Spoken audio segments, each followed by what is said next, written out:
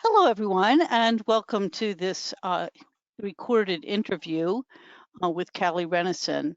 And I invited her to talk about her work and especially her award-winning books. But before we get started, I want to just introduce MethodSpace to those of you who might be new to the site. We're a place for all things to do with designing, planning, and conducting research, and then writing about the results and sharing them, not only in writing, but through media and other ways. And at the heart of it is teaching and learning, so we can guide and prepare the next generation of researchers to be able to make the best contributions that they can. And this site, hosted by Sage, is open to everyone, methodspace.com, and the resources we post are primarily open access. I'm excited to talk with Callie Rennison today because her work is innovative in all three of these areas and in teaching and learning. So just turn it over to you to introduce yourself, and I'm just going to turn my camera off so you can take it away. Oh, great. Well, thank you, Janet. Thanks for having me here. It's always fun to talk about books and the process that I've used to get there. I'm a first generation college student. I've never had a class on how to write a book, but what guides me is just trying to humanize this work and let readers look at it and see themselves in these places, because everybody out there can write a book, and they can write a great book, and it's a book that's needed. Well, your book certainly struck a chord this year. The Textbook and Academic Authors Association is, as the name would entail, a group of authors across disciplines who come together and writing community to support one another. And I've served as a reviewer, though not on these books, but for this award, and it is quite a rigorous process. And I think when you have other writers reviewing your work, they're looking less at the specifics of the discipline and more in the writing, the pedagogy, and the whole design of the book. So to win 2 awards in the same year is quite remarkable. And we're fortunate at Sage that Callie has also written a book about research methods, which of course is our focus here at MethodSpace. So lots to talk about. I want to start by asking you to talk a little bit about the research foundations for your work. Yeah, sure. First, I want to say too that it really is a great honor to have the books recognized. All of our jobs would be easy if we didn't care, but I truly care about getting this information out in a way that's useful and makes real change in the world, because this information, if it just sits on a shelf, doesn't do anything for anyone. But for me, the research foundations, or what I do in my approach to books, is number one, humanizing things. I want students who read the book to see themselves as policymakers. I want them to see themselves as researchers so that they'll continue with their education, become a researcher, and write their own books and journal articles, things like that. And another thing that's really important to me is to be like brutally honest and to tell the truth. You know, if we're talking about the criminal justice system, we can't be talking about the theoretical system. We have to talk about the problems in the system, so that we're raising criminal justice workers who understand it's not perfect and can make changes to make it better for everyone, instead of going out and thinking it's a perfectly fair and just system, because it's not, and research demonstrates that.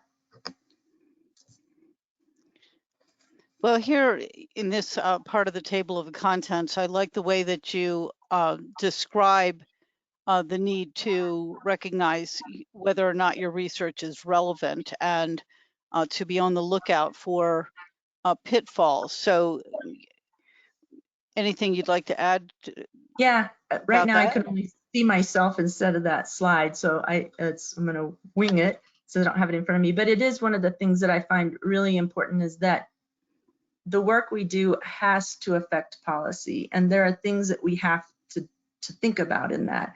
Number one, when we're teaching students to, create research or create findings, creating it is not enough. Putting it in a journal and, doing your hands and saying, job well done, that's not enough. We've got to get this information out to policymakers.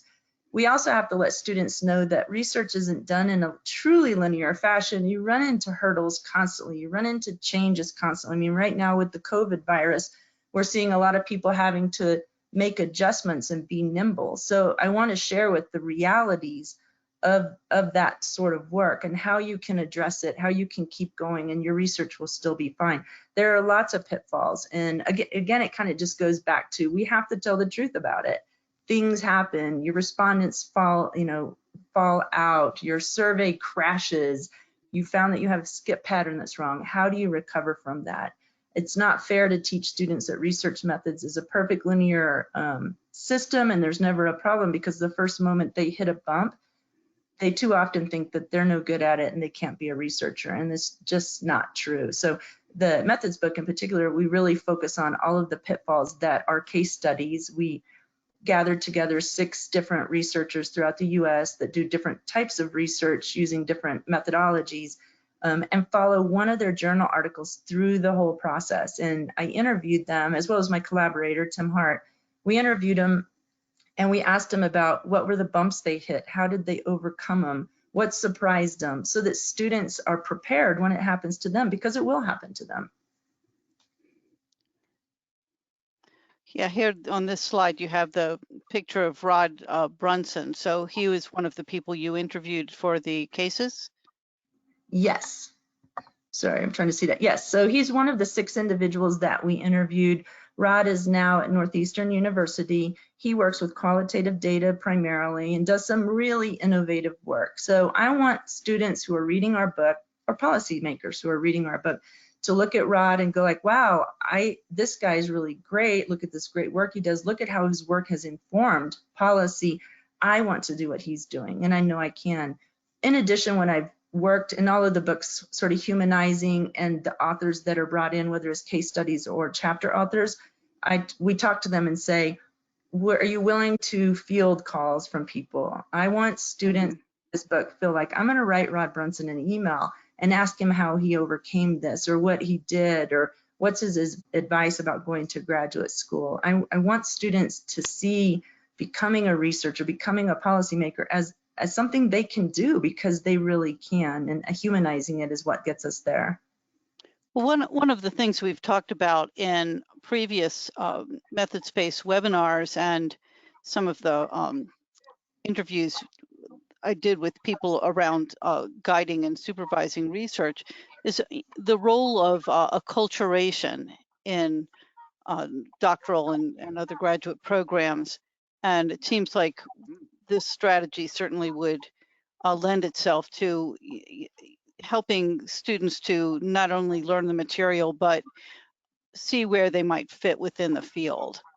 Absolutely. And it also helps. I mean, I've been very careful in the types of research selected for the book to cover different topic areas and different approaches, but also picking researchers who are diverse. Because it's true that today, even in the research world, among professors, diversity continues to be a problem. So it's important for students to be able to look and see somebody who looks like them, see somebody who's studying things that they think are important, but maybe they don't think researchers do that kind of stuff. I mean, Mary Dodge, my collaborator on the intro book, is a case study in the methods book, and she does really great work with qualitative data. And the article that we're looking at in the methods book has to do with female police officers who are serving as prostitution decoys.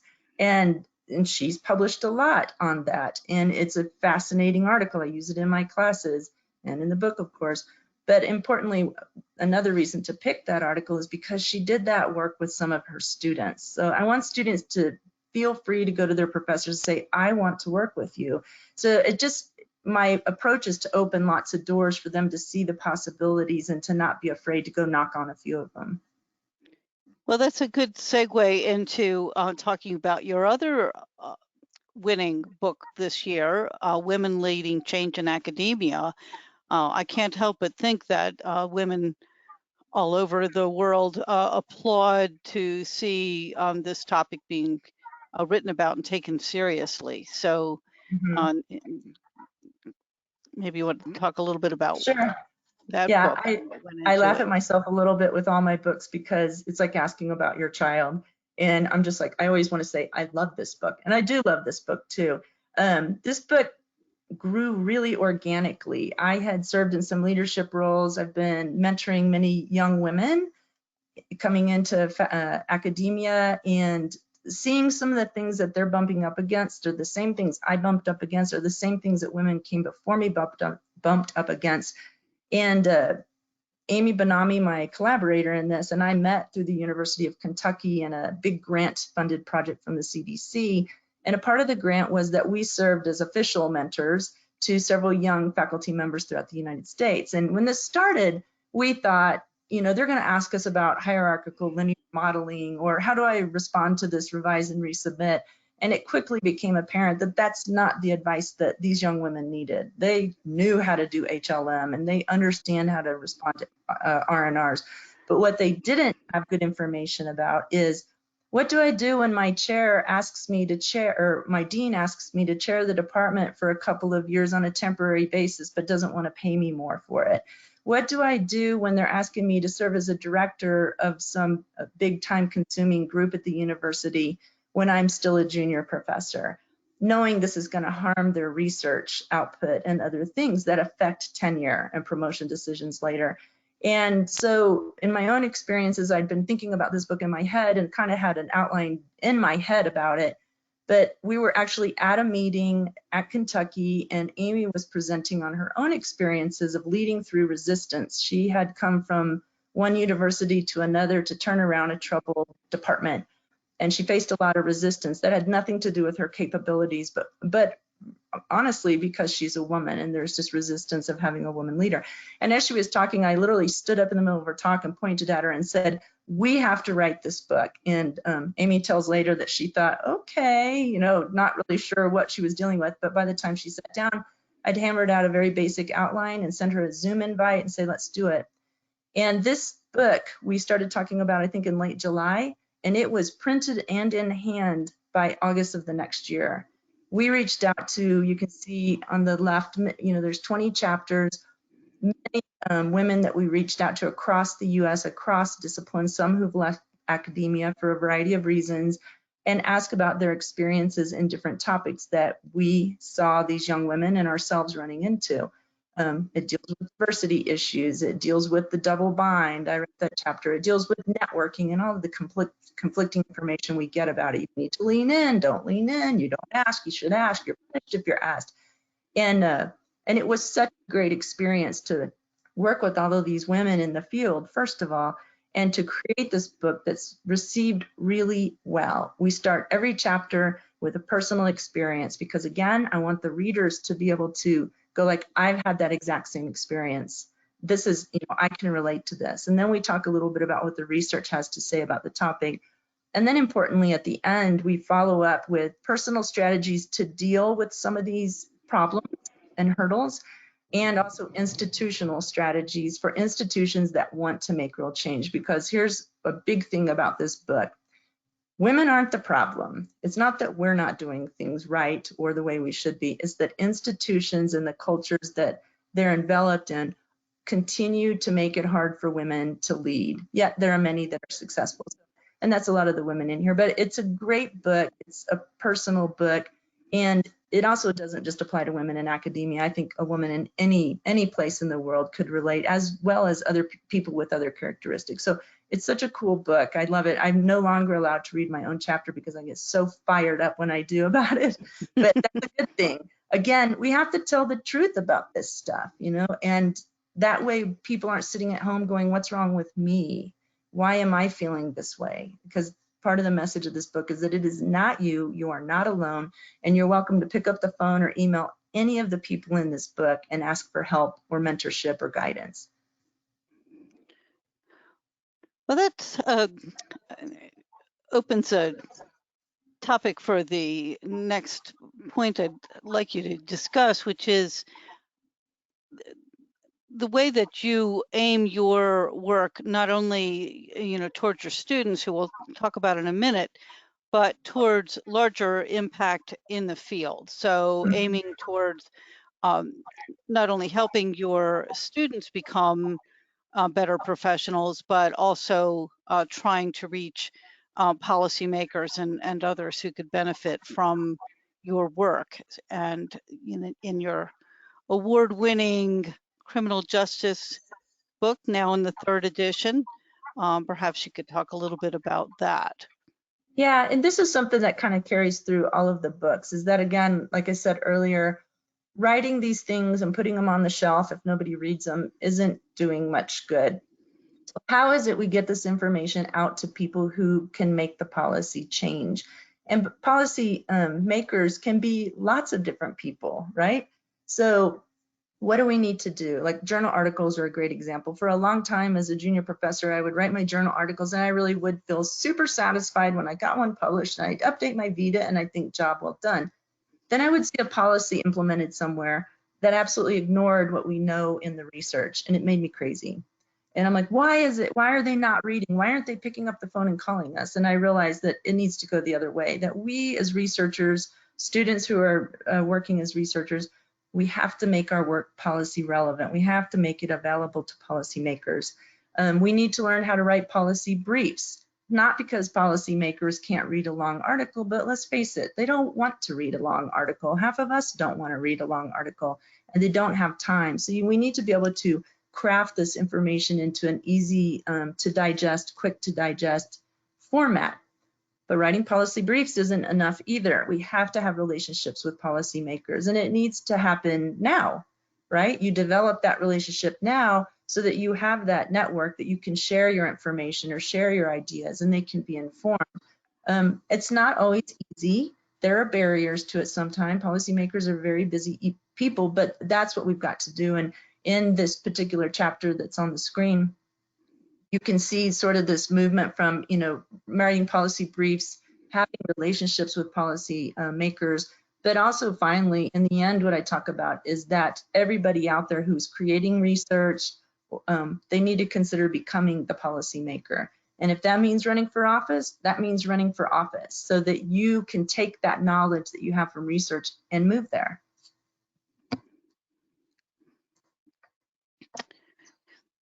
So do you want to tell us any more about the table of contents for this book? Yeah, so the introduction to CJ book this is the first book I wrote, again, with Mary Dodge, a collaborator of mine. One of the things you'll see in all my books too is that I love collaborating, because 2 heads are better than 1 and 3 are better than 2. So one of the things that motivated us to write this book is that the books that we felt were available too often focused only on what I call the theoretical criminal justice system, the fair and just system, and this is how it all works. And it goes through this very linear process, beginning to end. Another thing that frustrated me is that chapter 14 is always, kind of the new topics, and the same with this book. But in the new topics, often were topics such as victims or women in the criminal justice field. And victims have been a part of the criminal justice world for a long, long time, and they don't get talked about in books. And in our book, they have as much a presence as do law enforcement, courts, corrections. So I think that's a big advantage of this book. And also just the women, the diversity issues, again, are throughout this book. Every single chapter talks about the presence of women, the presence of African Americans, Latinos, Asians, LGBTQ, and all kinds of other groups of people and their contributions to the criminal justice system. One of the things in this book that maybe goes unnoticed, but I hope not, is that I'd looked at a lot of existing books, and too often when there was a picture of a so-called good person, right, a police officer or a judge, that person was always depicted as a white male. And when there was a picture of a so-called bad person, somebody before a court, somebody in jail, they were generally men of color.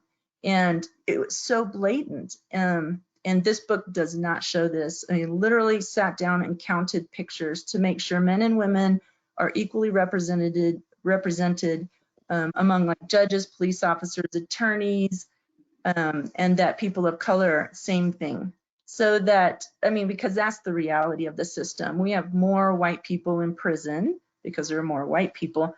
And so the pictures need to show that. And it needs to show that we have a lot of African-American judges and attorneys. And so I think this book is just a more realistic depiction of the CJ system. And I'm really, really proud of it. Another thing about this book that you can't really see on this screen, but we'll see on another one, is again the use of case studies. This is it, perfect. So we selected 4 true stories and we introduced these individuals as they enter the criminal justice system and follow their cases throughout it. Because another frustration I had with previous books is that students couldn't understand the connection between chapter 1 and chapter 2 or chapter 3. But by having these case studies that weave it through, I think that was really critical. All of the people that are here are friends of mine. And I tell students that because we all know people who are in the criminal justice system. We ourselves might be in it.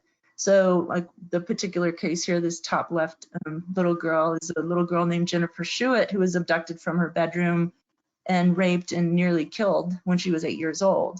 So we follow this case as she's found, as she miraculously survives, and it becomes a 20-year cold case. So we get to talk about the different parts of it and her responses, and the fact that, again, here is a victim being highlighted because they're a very important part of the system.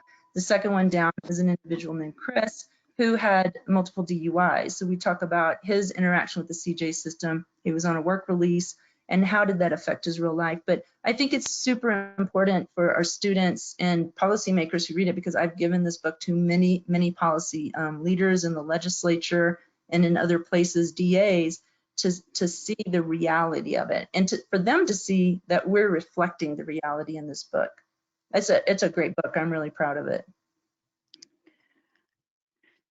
And this is the famous case. Yeah, the famous case. Yeah, this was a very interesting episode. So in the book, we talk a little bit about how crime definitions change over time.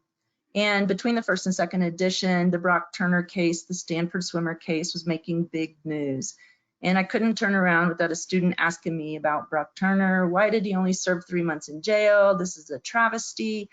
And this gave the perfect opportunity to have a discussion with students, but also for policymakers to think about it, that while most people were shocked he only served 3 months, I personally was shocked he served any time at all. And the reason is, when we're talking about sexual violence, perpetrators rarely serve any time at all. And so for that reason, he's an exceptional case.